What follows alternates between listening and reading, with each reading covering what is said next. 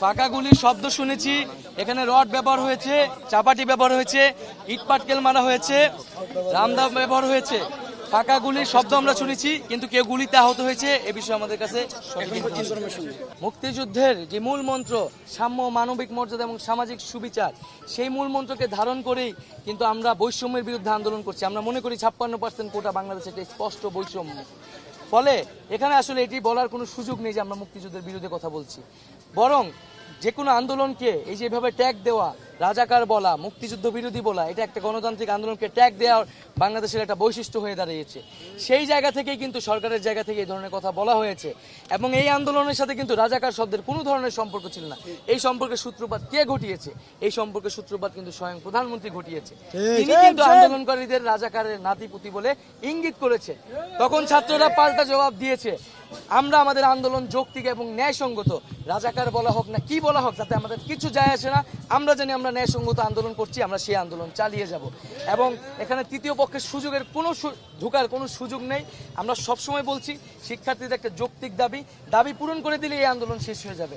এখানে তো দাবি পূরণ না করে তারা কেন এই ধরনের কথা বলতেছে, এটাই আমাদের কাছে বোধগম্য হচ্ছে।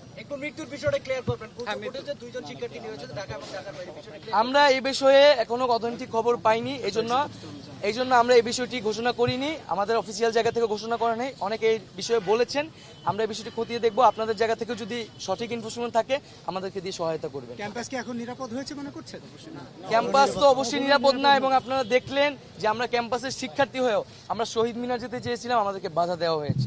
এখানে অছাত্রদের এসে তারা হামলার সুযোগ করে দেওয়া হচ্ছে, কিন্তু যারা আন্দোলনকারী তাদেরকে কিন্তু ক্যাম্পাসে যেতে বাধা দেওয়া হচ্ছে এবং হলের ভিতরেও নানা ধরনের সমস্যা তৈরি করছে, প্রশাসন সমস্যা তৈরি করছে।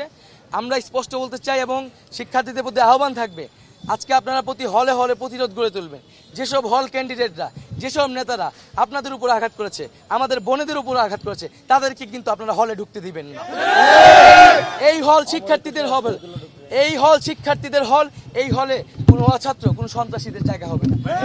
আমরা অলরেডি দেখেছি অমর একুশে হল, শহীদুল্লাহ হল, এফএইচ হল, তারা কিন্তু হলে অবস্থান নিয়েছে এবং তারা প্রতিজ্ঞা করেছে, প্রতিরোধ করছে যে হলে যারা তাদেরকে হামলা করেছে, যেসব সন্ত্রাসীরা, এইসব সন্ত্রাসীদের তাদেরকে হলে ঢুকতে দেওয়া হবে না। সকল হলে আপনারা এই প্রতিরোধ তৈরি করুন, হল যারা নেতা তারা যাতে আজকে ক্যাম্পাসে ঢুকতে না পারে। ফাঁকা গুলির শব্দ শুনেছি, এখানে রড ব্যবহার হয়েছে, চাপাটি ব্যবহার হয়েছে, ইট পাটকেল মারা হয়েছে, রামদা ব্যবহার হয়েছে। ফাঁকা গুলির শব্দ আমরা শুনেছি, কিন্তু কেউ গুলিতে আহত হয়েছে এ বিষয়ে আমাদের কাছে এখন ছাত্ররা হলে ফিরে যাবে, হলে অবস্থান নিবে। কোনো হল ক্যান্ডিডেট যারা আজকের হামলায় জড়িত ছিল, সন্ত্রাসী, তাদেরকে হলে ঢুকতে দেওয়া হবে।